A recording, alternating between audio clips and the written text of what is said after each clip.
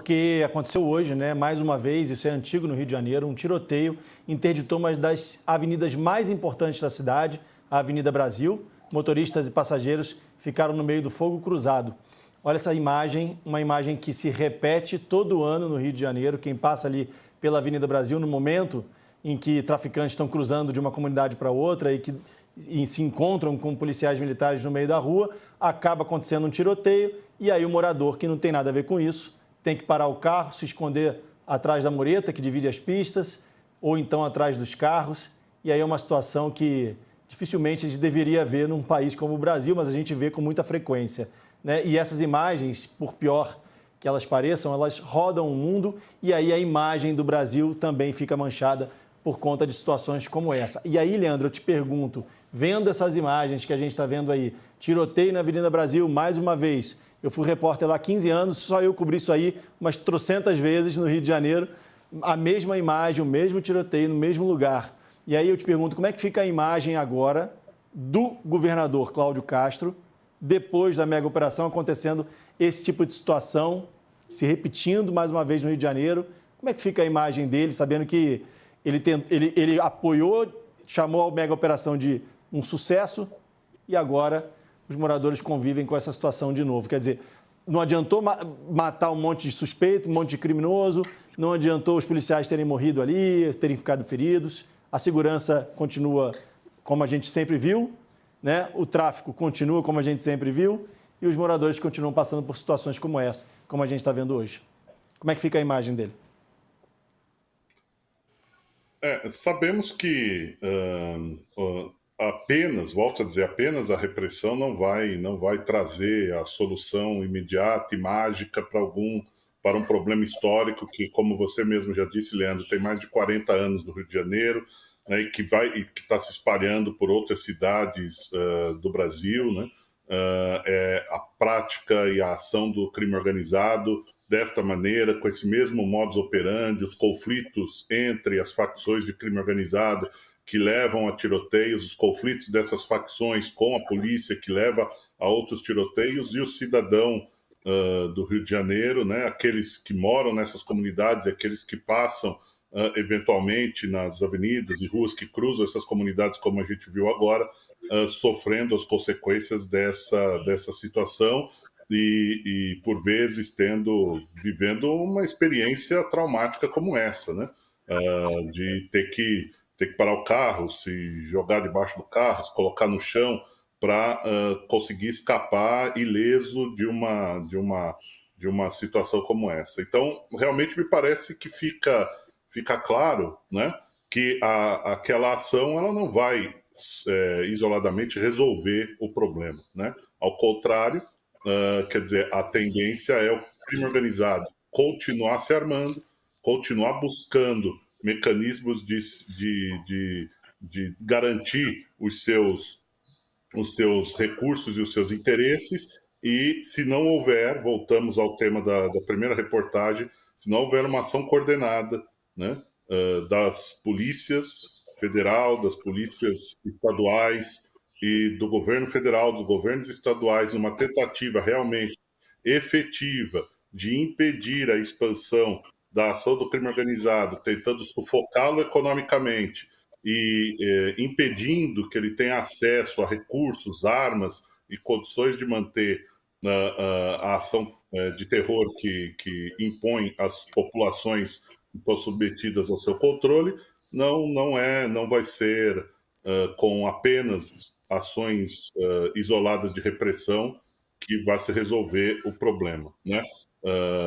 Isso realmente é uma situação com a qual o cidadão carioca e de outras cidades do Brasil estão vivendo cotidianamente e que não vai ser solucionada com ação repressiva. O governador teria que vir a público e explicar o que aconteceu e por que não consegue se reprimir, se pôr fim a esse tipo de situação que a cidade atravessa todos os dias. Imagens como essa, Leandro e Murilo, só reforçam essa disputa política pelo protagonismo no combate ao crime organizado, na segurança pública, né?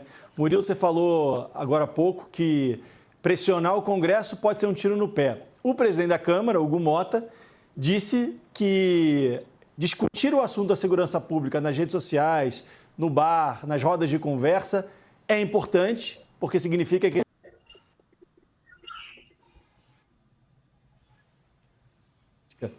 de alguma forma ele tem razão, tem uma certa razão nisso, né, Murilo? Mas tentar amenizar esse caso não vai tirar a responsabilidade do Congresso de que esse projeto de lei precisa ser votado rápido, né? Exatamente, Leandro. E essa demora excessiva, esse bate-cabeça do Congresso em relação ao tema, foram 5 versões do projeto de lei antifacção em menos de uma semana, mostra um certo amadorismo, né? Uma falta de coordenação da casa para lidar com o tema. Né? Um tema de urgência nacional. A sociedade cobra respostas efetivas para o combate ao crime organizado. Né? E essa indefinição do Congresso desgasta muito a imagem da casa junto à população.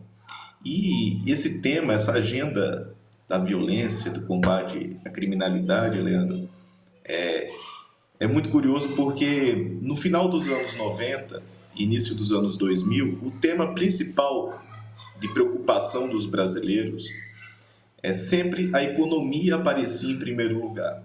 Esse tema perdurou por muitos anos, durante os anos 2000. No ápice da Lava Jato, a agenda da moralidade foi o tema de maior apelo social, apelo transversal da sociedade brasileira. E definiu muito, né, as eleições, tendo uma onda de renovação no Congresso Nacional. Muitos promotores, muitos magistrados que tinham a bandeira do combate à corrupção, conseguiram protagonismo nacional. E agora, essa é uma eleição onde a violência, o tema da segurança pública, aparece no topo das preocupações dos brasileiros.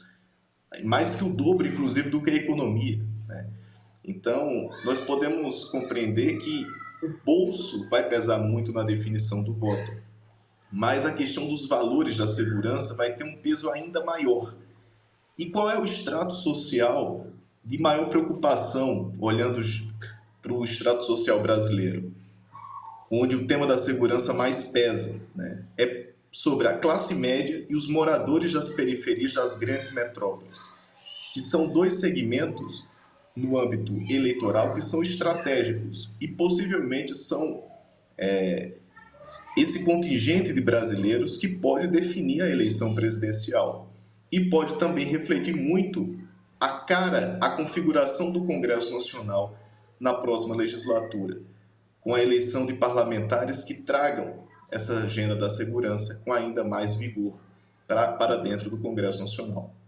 Essas imagens, Leandro, que a gente viu do tiroteio na Avenida Brasil, que são imagens que se repetem todo ano, segundo a polícia aconteceu, olha, a gente está vendo de novo aí, aconteceu porque policiais deram de frente com traficantes da facção Terceiro Comando Puro, que é uma facção que domina o tráfico de drogas em uma comunidade da região onde aconteceu o tiroteio. Provavelmente eles estavam saindo de uma e indo para outra, ou atravessando pela rodovia, porque por dentro da comunidade é difícil os carros e motos passarem. Então eles vêm pela rodovia, cortam o caminho e conseguem sair mais rápido em outro ponto da comunidade.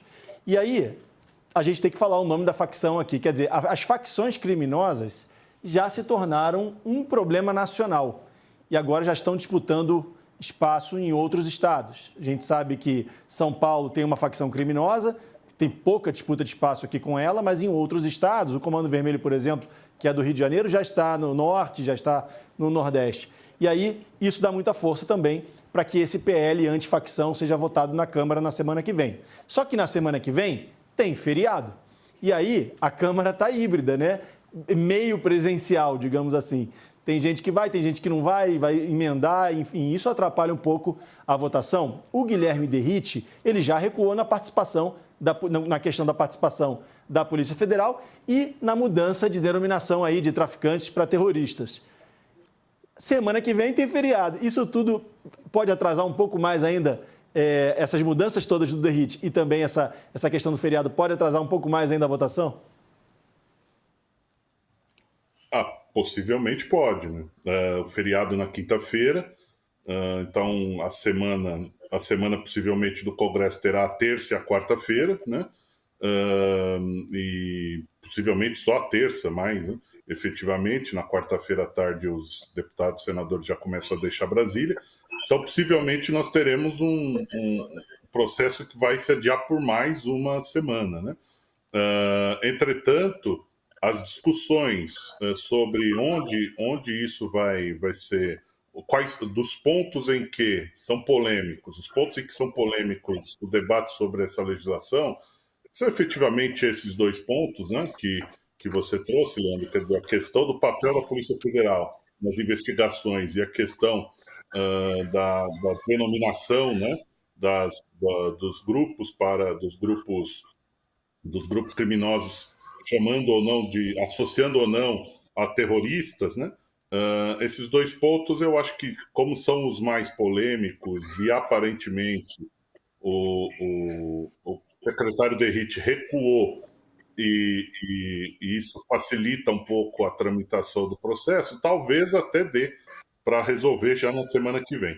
Mas em aprovando, né, agora a agenda, a questão é como isso será tratado do ponto de vista da gestão, né, e depois na regulamentação dessa lei em relação ao papel dos entes federados, né? O governo federal, os governos estaduais, como a legislação antifacção será colocada em prática, de fato, a partir do momento em que for aprovada, se for aprovada com essas características de um papel protagonista importante para a Polícia Federal e de um papel também importante associado aí com as polícias estaduais.